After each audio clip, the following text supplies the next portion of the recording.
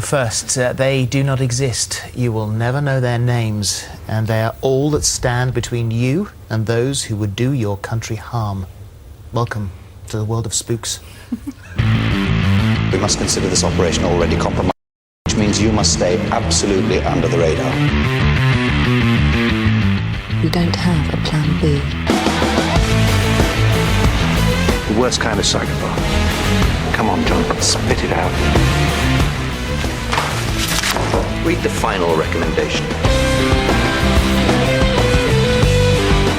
Send in the divers. See if there are any survivors. If the Prime Minister is uncomfortable, get him to call me. I will gladly explain to him the nature of the security service. Malcolm's working every security system in the capital. We'll get it.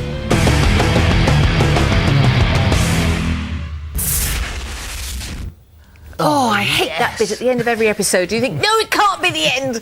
Joining us now is the head of MI5 Spooks, the newly knighted, congratulations, Sir Harry Pearce, or known by his civilian name, of course, Peter Firth. And for the purposes of this interview, we will be pretending he is indeed an actor called Peter Firth.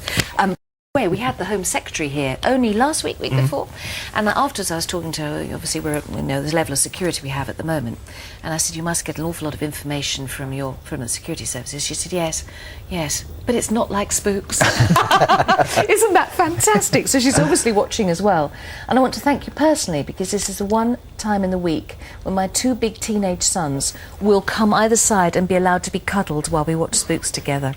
Glad to be of service. It's fantastic. So, what a brilliant show. I've got some information for you.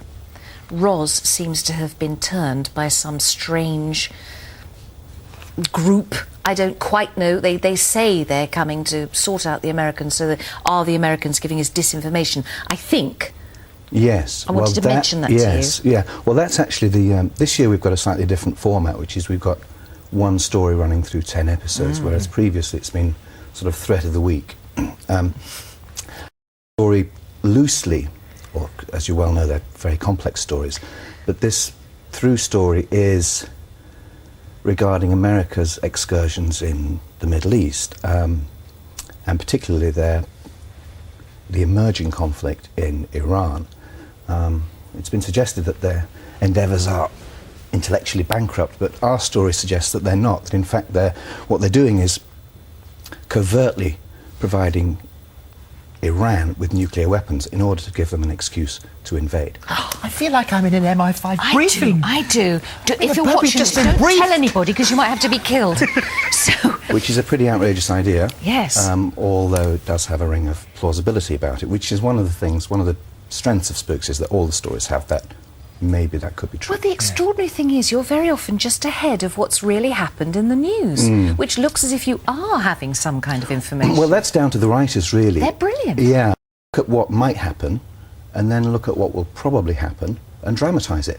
And if you've got 10 stories, then you've got a pretty good chance of getting a few of those right, or pretty close to the mark, actually. And do you have to have it explained to you? Because as an audience, we're all thinking, have I just missed something important? And have you got a clear grip of what is happening, or do you have to sometimes, hang on, where am I here? What's happening? Far from clear grip. I mean, I'm a bear of quite small brain, and I struggle to keep up, but it's not really important. I mean, people say to me in the streets, you know, nobody in our house has a clue what's going on, but nobody leaves the room when it's on. Absolutely. So that's another one of the strengths of Spooks, that despite flaws in how easy it is to understand the plot, and it still holds an audience, still holds their attention. And seniority, sort of rank within the cast, there's no guarantee of longevity in there. Anybody could go. Yeah. Well, one of the first things actors do when they receive a new script is hurriedly look through to the to see if they make it through to the end. Again, another strength is that we kill our heroes, and no other television show does that. I'm very worried about Zaf. You should be.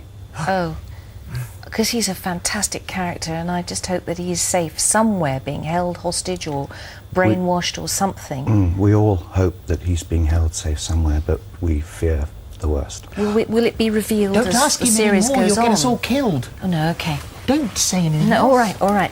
And Ruth, who I really thought that Harry might find some happiness with. Yeah. She had to change her identity. Yes. Well, the sad part about Harry is that he's a pugilist for the state, really. But the truth is, he's a lover, not a fighter. He is. He's a poet and a romantic. There's just no love in his life, except for Ruth. And the candle is burning Yes. in his window. Will she see the flame and come back? I think there's a very good chance she may be. I'm so pleased because I'm a bit worried he might get off with the Duchess of Duke Street, who turned up this week, or actually at the beginning of the series. They're slightly sloshed, which worried me. Peter, it's a delight to see you, and thank you. We Spooks love is it. absolutely Great. Love it. Very kind of you. tip-top. Thank you very 9 much. o'clock, BBC One Tuesdays. Just brilliant. Back See you in a after minute. this.